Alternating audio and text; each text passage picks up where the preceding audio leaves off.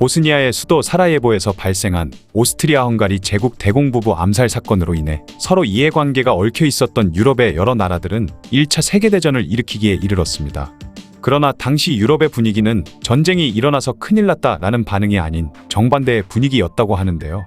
프랑스에서는 군악대가 흥겨운 음악을 연주하며 온 나라가 축제 분위기였고, 이깟 전쟁 얼른 끝내버리자라는 생각으로 수많은 젊은이들이 기쁜 마음으로 입대해 전쟁터로 향했죠. 심지어 나이를 속이면서까지 입대를 하고 싶어 했다고 합니다.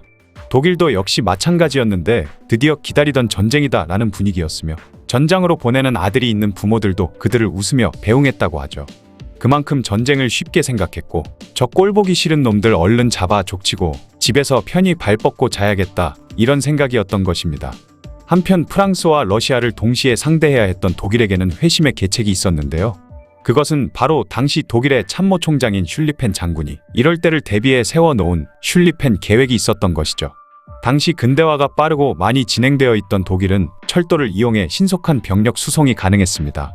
이에 반해 러시아는 프랑스나 독일보다 상대적으로 근대화가 뒤처져 있었고, 땅덩어리도 워낙 넓다 보니 병력을 동원하기에는 시간이 걸렸던 것이죠.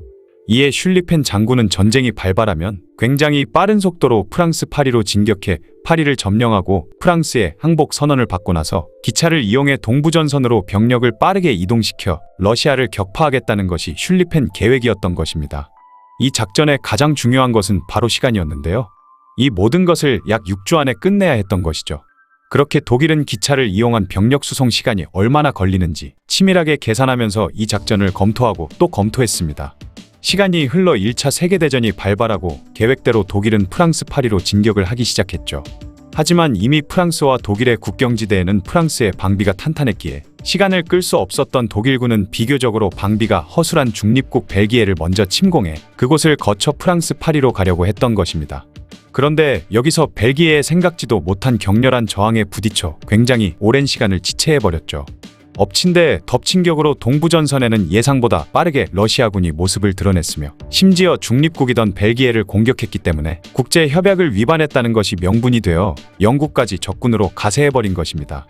원래 독일의 계획이라면 이미 파리를 점령했어야 하지만 파리는커녕 벨기에를 뚫는데 시간을 다 써버렸고, 이미 러시아 군도 들이닥쳤기 때문에 독일은 어쩔 수 없이 프랑스 쪽에 있던 병력들을 러시아 쪽으로 보내 러시아군의 진격을 겨우 막을 수 있었죠. 동맹국이던 오스트리아 제국이 러시아를 공격하긴 했지만 병력이 상대적으로 약했기 때문에 아무런 도움이 되질 못했습니다. 독일군의 병력이 동부전선으로 이동했기 때문에 프랑스 파리로의 진격은 더욱 더딜 수밖에 없었죠. 하지만 그나마 희망적인 건 전투 중에 독일이 프랑스의 철기를 파괴시켜버렸기 때문에 프랑스는 기차로 병력을 이동시킬 수 없었고, 이에 병력 충원이 더딜 거라고 생각했습니다. 그렇게 비록 힘들었지만 독일군은 파리의 50km 앞까지 진격이 가능했었는데요. 예상치 못한 부대가 독일의 앞길을 막아섰는데 그것은 바로 프랑스군이었죠. 여기서 또 독일군은 허를 찔려버린 것입니다. 독일 생각으로는 절대 이 시간에 올 수 없었던 프랑스군이 이렇게 빨리 지원을 올 수 있었던 이유는 바로 택시 덕분이었죠. 프랑스는 철로가 끊겼다는 소식을 듣고 긴급 동원령을 내려 택시 600대를 준비해 이 택시로 전선까지 병력을 실어 날랐던 것입니다. 또한 택시 외에도 우유배달차, 자전거, 트럭, 자가용 등 바퀴가 달린 것은 모두 다 동원되었죠. 프랑스는 비록 적은 수의 병력이긴 했지만 그래도 급한 불은 끌 수 있었던 것입니다. 이에 어쩔 수 없이 독일군은 퇴각할 수밖에 없었는데요. 비록 독일군이 전투에서 패배하긴 했지만 사상자 수는 연합군이 훨씬 더 많았죠. 그 이유는 독일군만의 신무기가 있었던 덕분이었습니다. 그 신무기는 바로 기관총이었죠. 1419년 9월 파리 근처 마른강 부근에서 영국과 프랑스 연합군은 맹렬한 기세로 독일을 공격해왔습니다. 이에 맞서 독일은 연합군의 기관총을 마구마구 갈겨댔죠. 그때까지만 해도 지휘관들의 전술이라고는 돌격 앞으로라고 외치는 것밖에 없었기 때문에 셀 수도 없이 많은 연합군 병사들은 기관총에 희생되어 갔던 것입니다. 독일은 그렇게 슐리펜 계획은 완전히 실패해버렸지만 프랑스와 영국 연합군도 뼈아픈 타격을 받았죠. 독일 입장에서 그나마 다행인 건 독일군이 의외의 선전을 했던 것인데요. 동부전선에서는 러시아를 격파해버렸고 서부전선에서는 독일군과 연합군이 팽팽하게 대치했던 것이죠. 그리고 서부전선의 범위는 점점 늘어나 아래로 쭉쭉 내려가고 있었습니다. 독일군은 연합군에 밀려 후퇴하지 않고 방어태세를 갖추기 위해 전선에 참호를 파기 시작했는데 그렇게 모두가 단기전으로 끝날 줄 알았던 전쟁이 장기전이 되어가기 시작했던 것이죠. 과거처럼 몸을 일으켜 그냥 막 돌격하다간 딱 총 맞아 죽기 좋았는데 기관총과 대포를 피하기 위해서 땅을 파고 들어갔던 것입니다. 그리고 참호 앞에는 적군이 쉽게 들이닥치지 못하도록 철조망을 배치해 두었죠. 그리고 적군이 혹시나 방어선을 뚫고 참호에 들어올 것을 대비해 참호를 미로처럼 복잡하게 설계하기 시작했고 참호에서 병사들이 쉴 수 있도록 대피소까지 갖추기 시작했습니다. 참호는 독일군 뿐만 아니라 연합군도 만들었고 그렇게 양군은 참호에 의지해 꾸역꾸역 전쟁을 이어나가는 소모전이 시작되었죠. 당시 참호의 규모는 어마무시했는데요. 북해에서 시작해서 스위스의 국경까지 참호가 이어졌고 길이는 약 760km에 달했다고 합니다. 처음에는 띄엄띄엄 필요한 곳에서만 만들었다가 나중에는 이것들이 이어지기 시작하면서 더 나중에는 모두 하나의 선으로 이어졌다고 하죠. 어쨌든 그렇게 서로 참호만 파고 죽고 죽이는 소모전이 펼쳐졌는데 1914년부터 1918년까지 서부전선의 전투로 인한 사상자가 약 270만 명이나 되었죠. 이렇게 셀 수도 없이 엄청나게 많은 사람이 죽어가는데도 겨우 몇백 미터의 땅을 뺏고 뺏기는 그런 어처구니 없는 상황이 이어졌습니다. 그러던 어느 날 프랑스의 핵심 요새 지대인 베르댕의 병력이 빠져나간 걸 알게 된 독일은 그곳을 공격해 요새를 선점해 버렸는데요. 이때 이곳을 탈환하려고 오는 프랑스군과 격렬한 전투가 치러지죠. 당시 독일군과 프랑스군은 서로의 병사들이 모두 다 죽어야만 이 전쟁을 끝낼 수 있다고 생각해 결국 극단적인 소모전이 이곳 베르댕에서 펼쳐진 것입니다. 약 10개월간 지속된 전투에서 프랑스군의 사상자는 37만 명이나 되었고 독일군은 33만 명이나 되었죠. 전투의 참상이 워낙 지독했기 때문에 프랑스군은 베르댕 전투에 고기 분쇄기라는 별명을 붙였을 정도였습니다. 이 베르댕 전투에 이은 최악의 소모전이 얼마 안가 또 벌어지는데요. 그것은 바로 1차 세계대전 최대의 사륙전인 솜전투였죠. 첫날에만 영국군 사상자가 6만 명에 달했고 약 4개월간 지속된 이 전투의 사상자는 100만 명에 달했다고 합니다. 어떤 한 부대의 소속 병사는 약 800명이었는데 전투가 끝나고 다시 돌아온 병사는 고작 25명 밖에 되지 않았다고 하죠. 이렇게 많은 사상자가 나온 이유는 바로 독일군의 기관총 때문이었는데요. 하지만 영국도 공세를 멈추지 않았고 기관총을 무력화시킬 신무기를 개발해내는데 그것이 바로 탱크였습니다.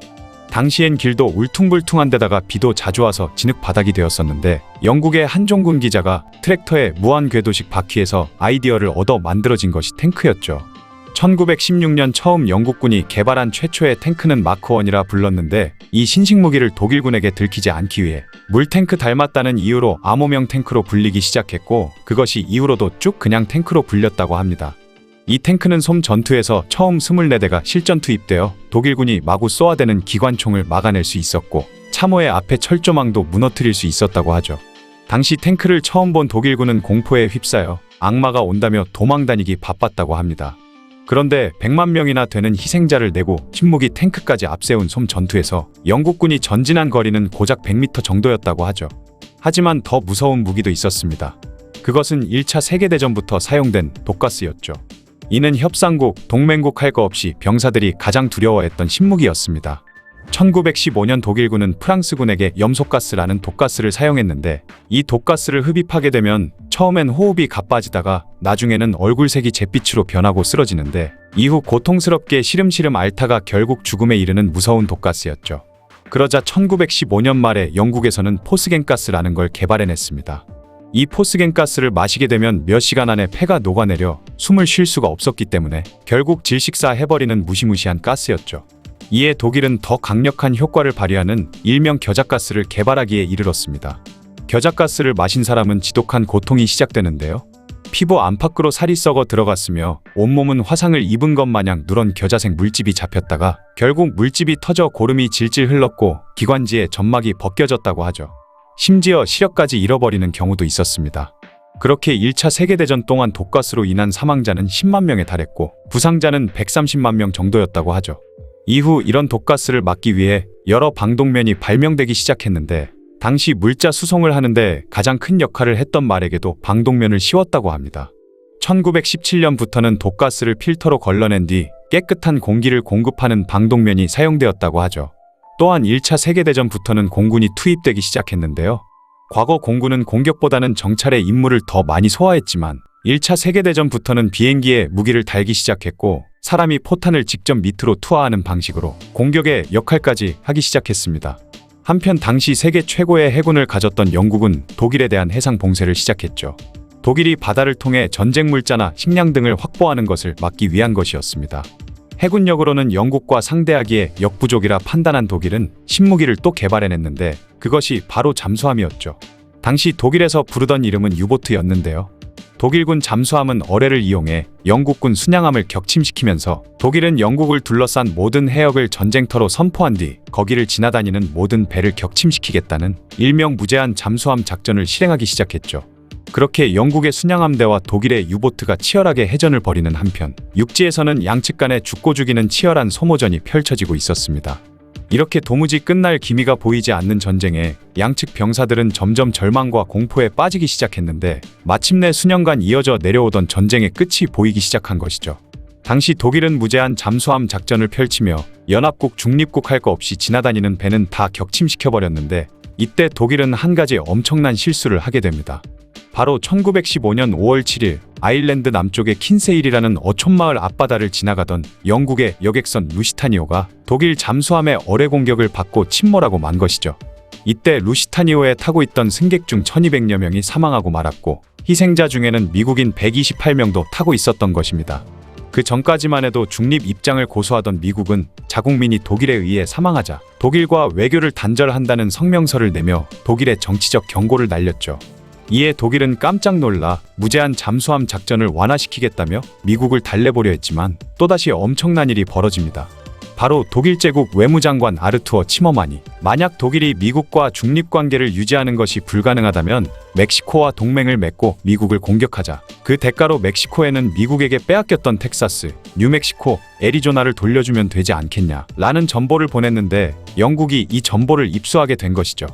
이런 독일의 작전을 알게 된 미국 내에서는 반독일 여론이 확산되었고 중립을 지키려 했던 우드로 윌슨 대통령이 1917년 4월 6일 독일에 선전포고하면서 미국이 참전했던 것입니다.